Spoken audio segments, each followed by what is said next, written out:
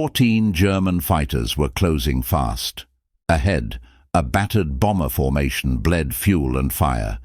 Inside one fighter cockpit, a single pilot ignored every rule ever written and told himself one thing: hold the line. What he was about to attempt had never been done in the skies over Europe. His own side would think he'd lost his mind. 5 minutes later, every bomber was still airborne, and the Luftwaffe would be forced to write a new nightmare into its combat reports. The winter of 1943 seeped into the bones of every airman stationed in England. Ice-coated cockpit glass. Breath turned to frost inside oxygen masks. Below, Britain's countryside vanished beneath thick December fog, while above, endless white contrails scarred the grey ceiling of war. This was the height of the Allied bomber offensive. The 8th Air Force had committed fully to daylight precision bombing, an idea built on American confidence and faith in the Dury. Norden bomb sight, a device believed capable of striking a barrel from 4 miles up. On paper, it was elegant. Massive waves of B-17 flying fortresses would cross occupied Europe, shatter Germany's war industry, and return home protected by their own walls of gunfire. In reality, it was carnage. German fighters ripped into the bomber streams with calculated brutality. Messerschmitt Bf-109s and Focke-Wulf 190s climbed high, positioned themselves, nose on, then hurled straight into the formations at closing speeds over 500 miles per hour. The head-on attack became the Luftwaffe's signature move. It was simple, it was efficient, and it shattered nerves.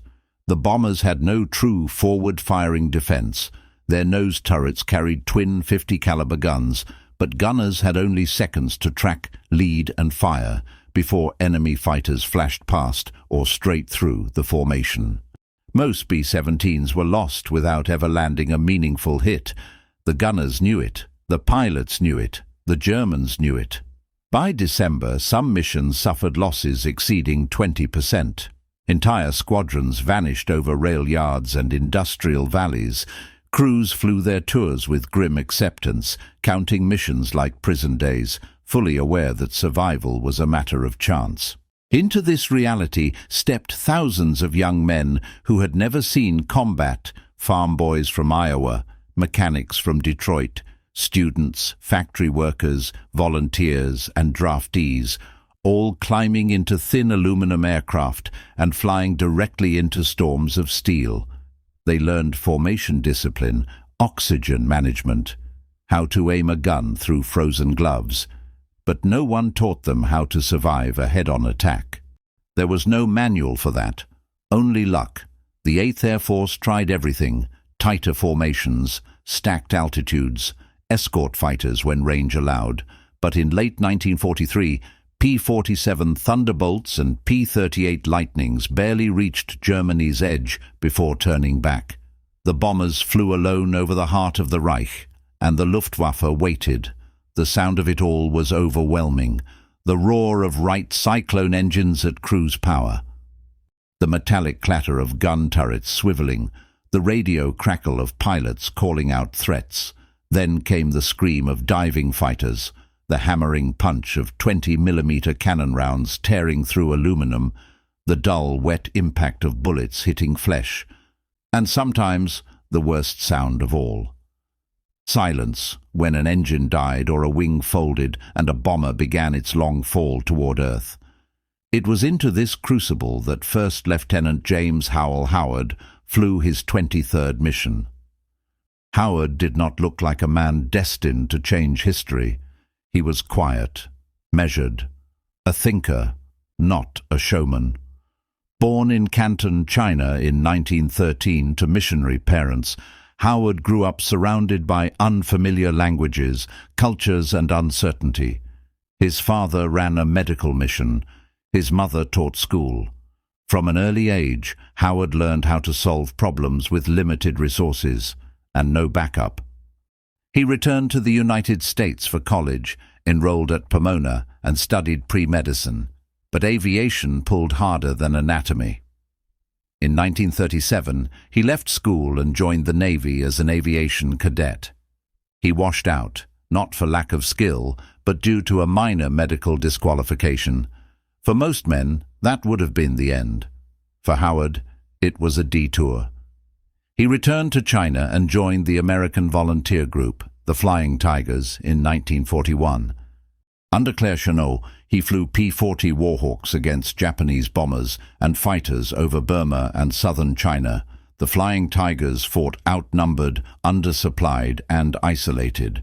No spare parts, no reinforcements, no margin for error. Survival depended on ingenuity, aggression and thinking several moves ahead. Howard excelled. He learned to exploit the P-40's strengths, its dive speed, ruggedness, and ability to absorb punishment.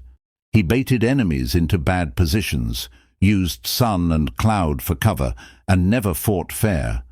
In 6 months, he scored 6 confirmed victories and became one of the unit's most reliable pilots. When the Flying Tigers disbanded in 1942, Howard returned home and joined the Army Air Forces. He expected the Pacific. Instead, he was sent to England, assigned to the 354th Fighter Squadron of the 355th Fighter Group, flying the new P-51 Mustang. The Mustang was fast, sleek and long-ranged, but in late 1943 there weren't enough of them. The bomber losses continued. Howard was older than most fighter pilots. At 30, he was a veteran among 22-year-olds. He didn't drink hard or chase danger. He studied reports, analyzed enemy behavior, thought in systems. He flew like a man solving equations at 6 miles up. On January 11, 1944, Howard was assigned to escort bombers attacking deep inside Germany. It was a maximum range mission. Fuel would be tight, time over target limited. Less than an hour later, everything unraveled. Cloud cover scattered formations. Radio discipline broke down. The bomber stream stretched thin and vulnerable. Then the Germans appeared. Flights of fighters climbed ahead, rolled inverted, and dove nose first into the bombers. Dogfights exploded across the sky. Escort formations dissolved. Howard saw it then. A group of B-17s drifting alone, no escort in sight.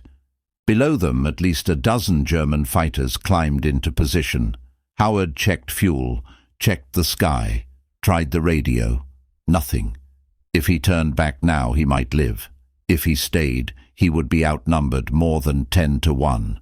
Doctrine offered no guidance. Training had no answer. Howard pushed the throttle forward and dove. He hit the Germans before they expected resistance, firing, breaking formations, forcing aborts. Then he did the unthinkable. He flew into the bomber formation. Fighter doctrine forbade it. The risk of collision, turbulence, or friendly fire was enormous. But Howard understood the weakness in German tactics. Head-on attacks required clear lanes, straight lines, no obstacles. So Howard became the obstacle. He placed his Mustang directly in front of the bombers, matching their speed, forcing every attacker to choose, break off or collide. Again and again, German fighters aborted. Again and again, Howard repositioned. For 30 minutes he fought alone. Ammunition ran low. Fuel bled away. Bullets punched through his aircraft. But the bombers held. When his fuel gauge dipped below reserve, the Germans disengaged. Howard limped home on fumes. The bombers landed safely. Days later, James Howard received the Medal of Honor, the only fighter pilot in Europe to earn it. He never called it heroism, he called it problem-solving, and in doing so, he changed air combat forever.